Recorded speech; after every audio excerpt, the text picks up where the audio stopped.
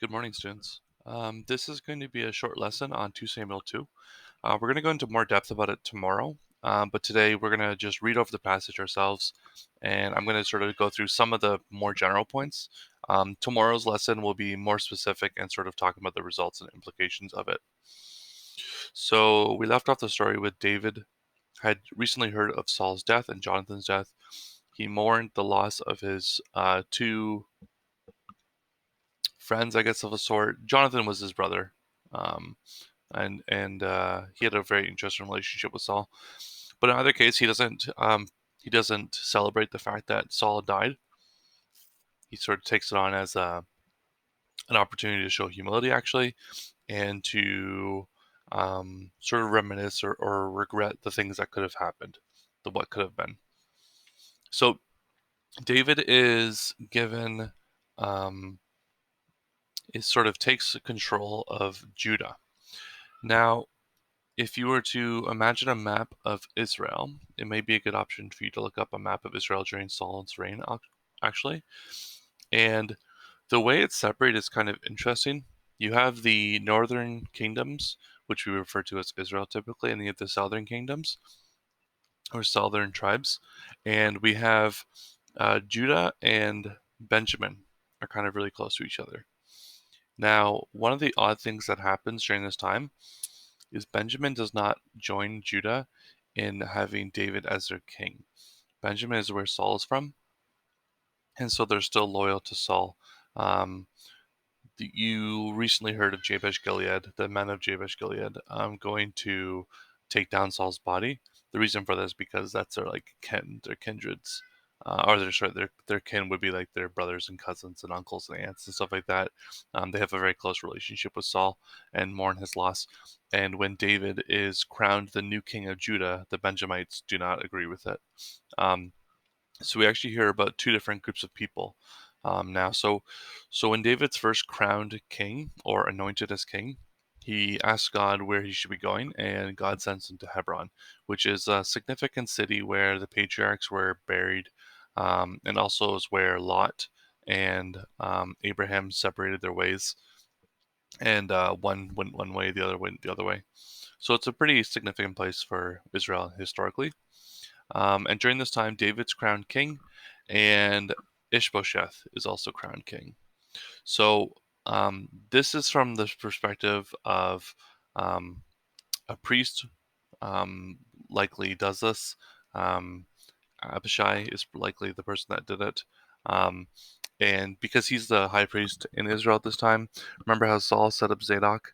Um, After Saul dies, Ishbosheth, his son, is still around, and Abner kind of not forces, but strongly encourages Ishbosheth to become the new leader.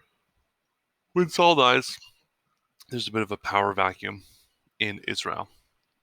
Because the king is no longer around, someone has to make decisions. Abner is a well known general in the army. He has had a lot of clout and importance and significance with Saul, and he has he is politically savvy.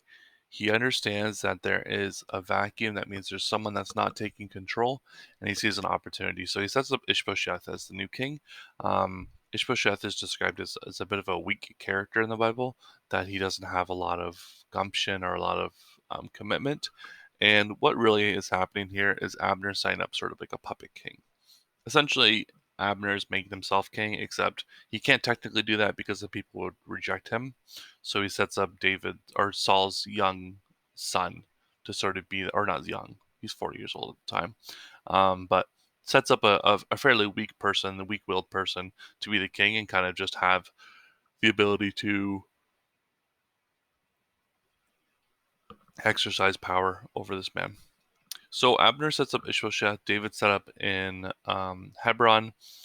Ishbosheth is set up in the northern tribes, and the two groups of people begin to sort of fight. Israel has been through a bunch of battles recently with the Philistines and the Amalekites and a whole bunch of groups of people. and the army's fairly weak at this time. David has been recently established as king in Judah.